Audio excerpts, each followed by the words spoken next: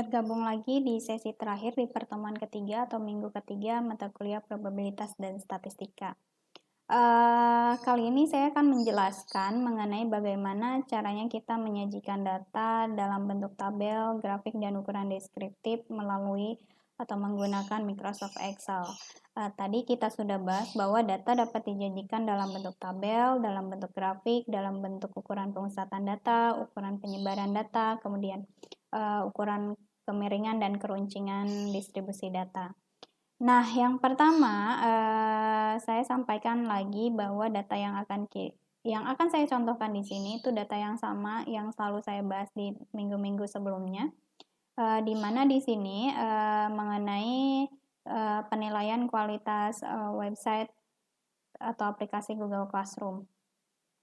Nah, ada kualitas informasi, interaksi layanan, antarmuka pengguna, usability, dan lain sebagainya. Di sini datanya tadi sudah saya rekap dan sudah saya tunjukkan di minggu-minggu yang lalu bahwa ini data mentahnya atau raw datanya, data mentah.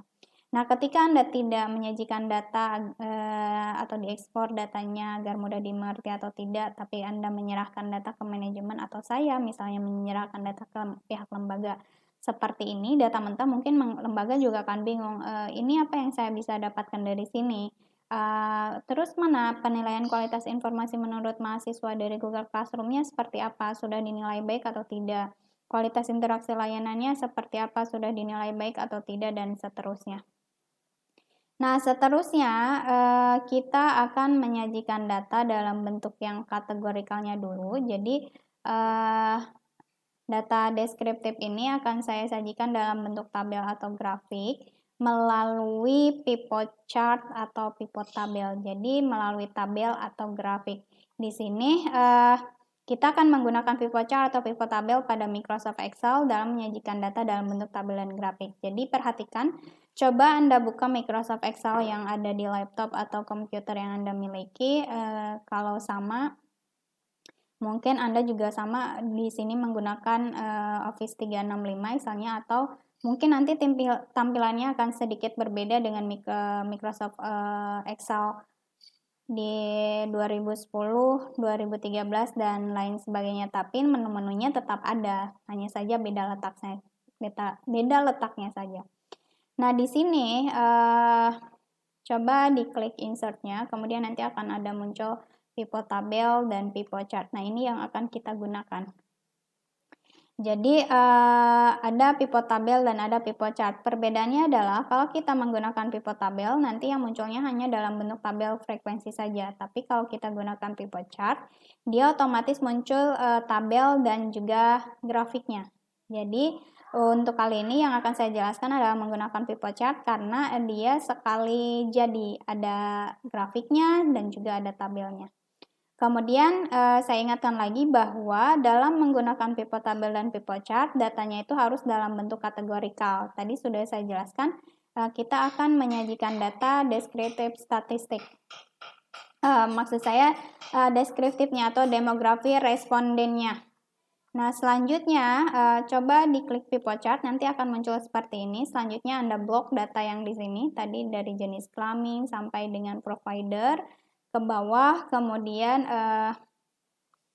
di blok semuanya nanti seperti ini. Setelah itu pilih di mana Anda akan memunculkan tabel atau grafiknya. Kalau Anda klik new worksheet, nanti dia akan muncul di worksheet yang baru, tapi kalau di exist worksheet dia akan muncul di sheet yang sedang dibuka atau di sheet yang sama dengan data yang kita blok. Nanti klik sel yang kosong di sini.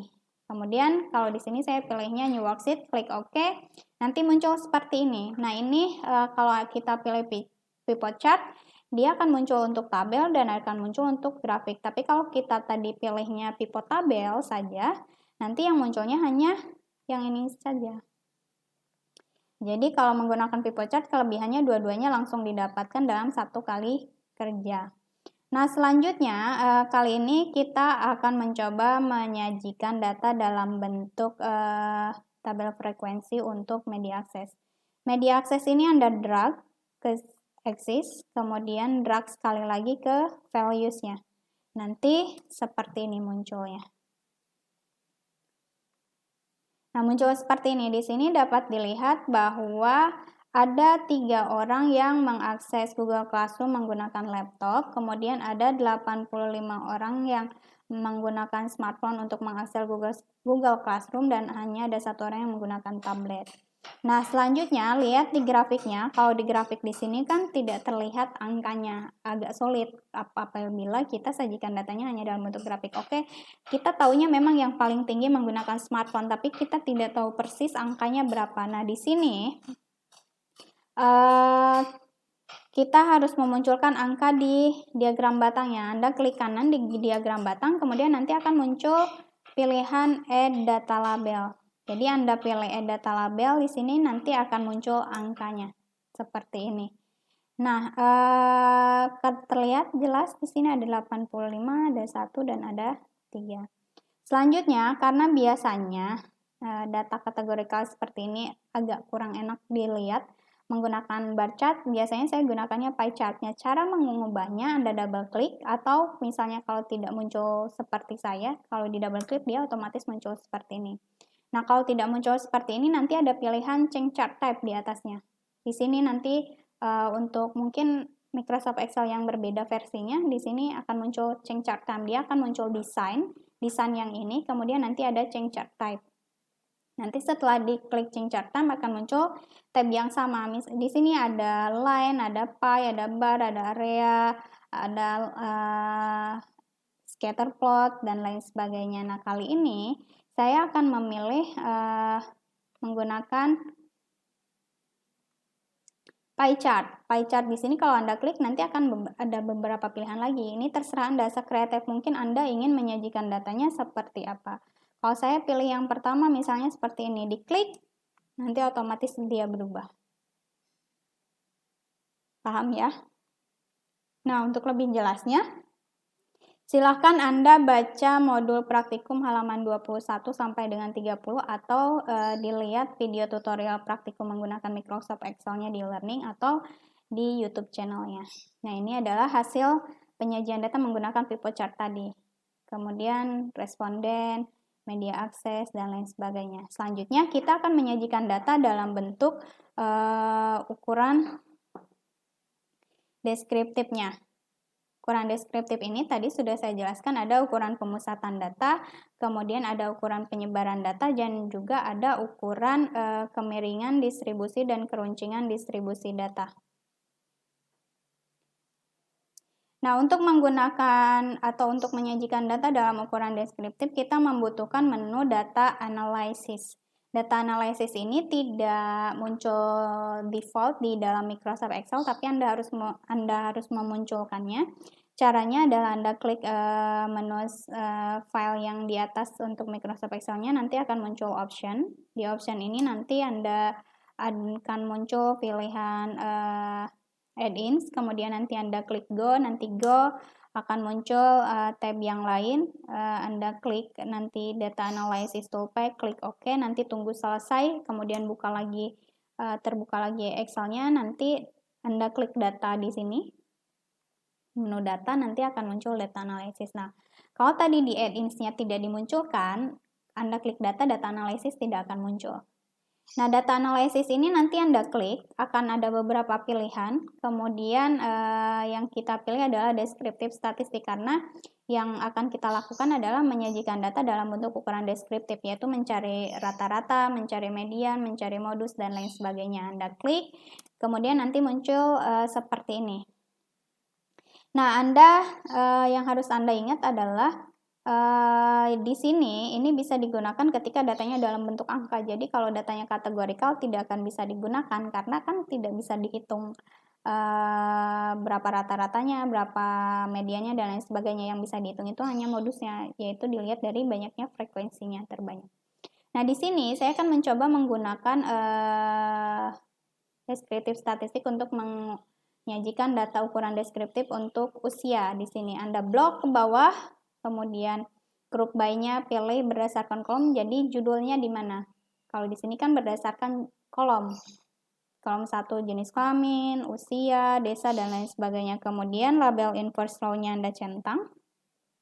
Setelah dicentang, output range-nya pilih terserah mau di sheet yang sama atau tidak. Kalau di sini sheet yang sama, saya klik sel kosong, kemudian summary statistiknya Anda centang, kemudian klik OK, nanti akan muncul seperti ini. Ada min itu adalah rata-rata. Kemudian ada standard error, ada median, kemudian ada mod itu adalah modus, ada kurtosis, squeeze, ukuran keluncingan, kemiringan distribusi data. Nah, untuk lebih jelasnya Anda silakan baca di modul praktikum halaman 30 sampai dengan 34 atau lihat tutorial praktikum menggunakan Microsoft Excel-nya di e-learning atau di YouTube-nya. Ini yang tadi saya jelaskan. Jadi semua ukuran deskriptifnya sudah muncul sekaligus kalau kita gunakan data analisis tadi. Kecuali kalau Anda gunakan sama dengan average, sama dengan mod, sama dengan median, dan lain sebagainya, itu lumayan cukup. Karena harus satu-satu, di bloknya juga harus satu-satu. Nah, selanjutnya ketika Anda misalnya saya ditanya, lalu penilaian mahasiswa terhadap kualitas informasinya seperti apa? Kualitas informasinya apakah sudah baik atau tidak? Pertama, Anda sajikan dulu tabel frekuensinya. Di sini memakai CONIF. Jadi, di sini adalah frekuensi mahasiswa yang memberikan skor. Misalnya, untuk item pertanyaan 1, tidak ada satupun mahasiswa yang memberikan skor 1 atau Google Classroom menyediakan informasi yang sangat tidak akurat, itu tidak ada. Di sini ada 17 orang yang memberikan skor 5, artinya ada 17 orang yang sangat setuju bahwa Google Classroom menyediakan informasi yang akurat atau informasi yang disampaikannya sangat akurat, dan seterusnya. Kemudian tampilkan dalam bentuk presentasi. Kalau presentasi di sini itu adalah setiap frekuensi dibagi dengan total respondennya. Jadi ini 0 dibagi 89 dibuat dalam bentuk persen, 0%. 3 dibagi 89, 3,37%, dan seterusnya. Selanjutnya, kita lakukan scoring. Scoring itu kita akan melihat total skor penilaian mahasiswa. Jadi Anda kalikan setiap frekuensi ini terhadap scoringnya. 0 kali 3, 3 kali 2, 24 kali 3, kemudian 45 kali 4, 17 kali 5, dan seterusnya sampai dengan yang terakhir 10 kali 5. Nanti diperoleh tabel seperti ini. Nah, ini hasil yang perkalian tadi untuk semuanya. Nilai-nilai di sini adalah hasil-hasil perkalian, totalkan diperoleh 2031. 2031 ini artinya apa? Jadi harus dibuat scoring lagi atau penskalaan lagi. Hitung nilai indeks minimumnya. Indeks minimum adalah 1. 1 itu adalah skala pengukuran yang diberikan oleh kita, itu yang paling kecilnya berapa? 1. Kemudian 6 di sini adalah jumlah item pertanyaan. Untuk dimensi kualitas informasi ada 6. Kemudian 89 adalah ukuran sampelnya, ada 89 orang yang memberikan penilaian. Kemudian nilai indeks maksimumnya adalah 5. 5 di sini adalah skala paling tinggi yang kita sediakan untuk penilaian. Kemudian 6 sama jumlah item pertanyaan, 89 ukuran sampel, hasilnya 2670. Kemudian cari rentangnya, nilai maksimum dikurangi nilai minimum adalah 2136. Kemudian di sini saya akan membuat skala 5 lagi, yaitu sangat tidak baik, cukup, baik, dan sangat baik. Selanjutnya kita memerlukan nilai rentang angkanya, sehingga cari intervalnya. Nilai rentang ini dibagi dengan 5 adalah 427,5, sehingga dimulai dari nilai yang paling kecil 534 tambah 427,2, 961,2, 1388,4 sampai dengan yang terakhir 2670. Nah, baru kita lihat 2031 itu ada di mana? 2031 ada di rentang sini. Jadi dapat disimpulkan bahwa mahasiswa sudah menilai bahwa kualitas informasi yang disampaikan di Google Classroom itu sudah baik. Selanjutnya nanti untuk kualitas interaksi layanan, kualitas antarmuka pengguna, kemudian kualitas, maksudnya usability atau kegunaan itu juga sama di scoring. Nanti penyajian datanya untuk kesimpulan seperti ini. Kualitas informasi, total skornya berapa, rentangnya berapa, simpulkan baik atau tidak. Kualitas interaksi layanan, total skor penilaiannya berapa, simpulkan. Ini penskalaannya sama, dikalikan lagi jumlah itemnya masing-masing, kesimpulannya seperti apa. Nah, itu yang bisa saya sampaikan mengenai cara bagaimana kita menyajikan data dalam bentuk tabel, distribusi frekuensi, dalam bentuk grafik, dalam bentuk ukuran-ukuran deskriptif, dan scoring. Jadi, silakan dicoba untuk Anda latihan, melatih keterampilan Anda dalam menyajikan data menggunakan Microsoft Excel sesuai dengan tutorial yang saya berikan dan instruksi yang telah disampaikan di e-learning. Untuk pertemuan kali ini saya akhiri. Jangan lupa dikerjakan tugas strukturnya.